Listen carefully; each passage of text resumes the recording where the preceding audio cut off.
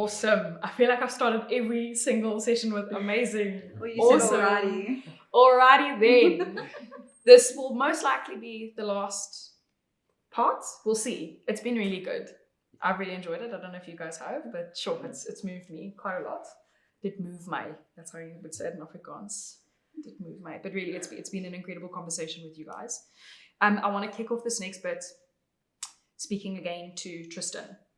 So this kind of next topic I want to discuss is this tension of allyship and supporting someone and being there for someone, you know? So knowing how to listen, how to support, how to care for someone who's battling with suicidal thoughts or wanting to self-harm or really just negative self-talk, self-hatred, whatever the case is. It's a whole spectrum. So how you protect yourself in those conversations, because you've already mentioned briefly, like you find like this is quite a prevalent issue with young people. And we've seen how like even when we just say to a young person, do you realize that this is not your responsibility? They just start to break down crying because there's something that sets them free, but it can really burden you. And that's a result of a lack of boundaries. So if you could maybe speak into the importance of boundaries and actually the stigma, so I'm going to like kind of verbalize it now, is it acceptable to say that friends and family can be the cause of someone taking their own life? So can friends and family be blamed? Where do boundaries come into play? If you can answer that question. It's a pretty intense question. Personally, I don't think, like Mike said earlier and I said earlier as well, I don't think anybody can be or should be blamed. Absolutely. For somebody taking their own life or even for somebody's mental health. I think that, like what you're speaking about, it's so much easier, and I completely understand, because again, speaking from personal experience, it is so much easier than done to say you cannot be responsible, you cannot make yourself feel responsible or take responsibility for how somebody else is feeling. It's way easier to say that than to practice it. Yes. Because of course, like if this is a loved one, a friend, a family member, somebody you love, of course you're going to feel responsible. Of course you're going to want to do everything in your power to help them, to be there for them, to stop their pain. Like, of course, that's all of our natural human instinct when it comes to the people that we love and that we're close to. But it is so important to take that responsibility off of yourself. And so two kind of things that I want to speak about is firstly counseling and speaking to somebody yourself. Like for me, in my situation, I lived in constant fear that my loved one was going to hurt themselves or take their own life, and that is no way to live. And so I realized, you know, in my journey that I could not deal with that by myself, especially teenagers. I cannot even imagine a 16-year-old, a 14-year-old feeling that way. And so realizing that in order for you to be there for anybody else, you first need to make sure that you are getting the help and that you understand how to process those emotions. Most adults don't even know how to process those types of emotions. And so it is so important that you are speaking to somebody, whether it's a school counselor, a parent, or going to a professional psychologist, like getting that help to somebody who's going to help you unpack those emotions, because you definitely cannot do it on your own. Absolutely. And the second thing is, and this is a tough one, because like you're saying, that line of your friend, your loved one, them really hurting and really sharing vulnerably how they're feeling and their pain and what they're going through. And then somebody who maybe is manipulative. Call it what it is. And who just wants to use, I've heard it be referred to, you know, you can't be somebody's emotional dumping ground. Where they just want to come to you and dump and dump and dump and expect you to deal with it. And then they never do anything about it. And they expect you to just listen. And they don't want to hear your encouragement. They don't want to hear you know, telling them to get help, or they get angry or lash out when you do go and tell somebody.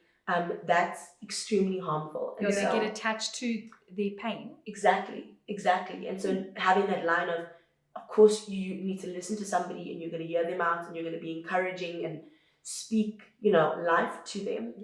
But if somebody is just coming to you to dump and to make your problem, and they are not showing any signs of wanting to actually take steps to help themselves, then a very clear boundary needs to be put in place there, where you can't just listen and do nothing. and allow that repetitive cycle to continue. Yeah. They need to understand, of course you can speak to me, of course I'm here to listen. But whatever you share, like what we say to get out of school, like I said earlier, I'm not going to keep you a secret. Whatever you're sharing with me, I have to go and tell somebody because I care about you. Yes. I have to, speak to somebody else. I have to encourage you. I can't just sit here and listen to you. So if that's what you're looking for, you have to be very clear and like, I can't give you that. I can't just be your dumping ground, Absolutely. Which again, easier said than done. Yeah, absolutely. Can Yes. I quickly just jump in there for a couple of seconds? Go for it. Not really in just that, but like people often talk about like mental illnesses or disorders, and sometimes that can like become your identity, and you can center yourself like. Post my father, I was diagnosed with depression, but I'm not a depressed person. I'm somebody who is walking a journey of leaving that part of my story behind me. Our identities are not centered in what we're struggling with. Our identities are centered in something different. And so when people walk around and where they're like, oh, well, you can't say these words and you can't say those words and you can't feel this, because your healing is your responsibility. Yes. It's not everybody else's job to worry about you. Yes, your close friends can be aware. Your triggers are there so that you can identify them, so that you can disempower them. It's not everybody else's job to worry about your triggers all the time. And that was something that like when my dad passed away, I was hyper aware of. People almost started to be like, oh, you can't say that because your dad killed himself. Yeah, but it's true. Like you hear teenagers being like, I told you the other day on my varsity group, someone was being overwhelmed by a task and they were like, oh, I'm going to slit my wrist. And it's like the use of language. Do you know what I mean? Like to be fair, if I fell apart every single time somebody made like I want to kill myself, kill me now. Yeah, or I just wish my dad would die, or something stupid in my presence. Yeah. If I would be, I don't know, and I would be in bedridden. I wouldn't have showered in the last, how long has it been since 2018? 5-6 years? Like it wouldn't have happened. And so like when we talk about these things, like we need to be aware that like you are more than what you have gone through. You are more than your trauma, and you are more than whatever disorder you are struggling with at that point. So good. There's so much more to you as a person. Yeah. Thank you for adding that. It's amazing. Okay. That's so funny. Sorry. Okay, in that moment, I'm going to reshuffle because this chair is ultra squeaky. Whew. Okay. Guys, it's been really great. I'm so grateful for this conversation. Really, really powerful stuff coming out of this. Fufus, my friend. Darling. Yeah. An amazing hard worker, one of the people in my workplace with the most wicked sense of humor. You've come a long way, and I actually forgot to add this now in the flow. So now I'm going to give you a 2-part question because I actually gave you 3 questions. Yeah. And that was this. You have come such a long way. I know that there's still down days. Yeah. And there's been times where like I've chatted to you at work and I'm about to bombard you with 100 tasks and I'm just like, whoa, wait, are you okay? And you have said, it's not really a good day. Yeah. And I really appreciate that because it's not like you wake up one morning going, oh, all the pain is gone, Yeah. There's no miracle pill. Yes, there's medication. That's a whole other different conversation. What was something that helped you kind of overcome that really dark state in your life? And growing up with that mindset and that mental wiring of I'm not good enough, I'm a burden, life is better without me. What have you done to make your quality of life better? And what have you done to alter that inner state and that inner self-talk or belief about yourself? Yeah, I'd say you need to stop feeling sorry for yourself. Yeah. That's why. Sure. That's what I did. Yes. So, and stop wanting people to feel sorry for you as well. Yeah. Because when you do that, you be like, oh, today I feel like killing myself, and then maybe you'll come, oh, sorry, those things. So you need to be able also to differentiate between what's true and what's not. And I'm a Christian, so I sought counseling with people with the same beliefs as me. And reading my Bible really made a difference as well. Yeah. And also picking up hobbies as well. I run, I do home workouts, not to kill Nkaba.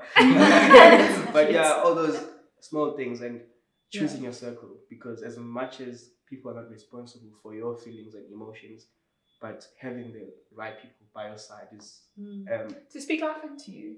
yeah. To So see what you don't see about yourself. exactly. And even on Thursday, I wasn't feeling well. I went straight to Tyler. I was like, Tyler, can you please tell me something nice? She did. I didn't even have to explain myself or whatever. So it's also trying to find things that make you happy as well, and what's gonna help you. Don't wait for people to come and save you, because no one's gonna save you, to be honest. Yeah.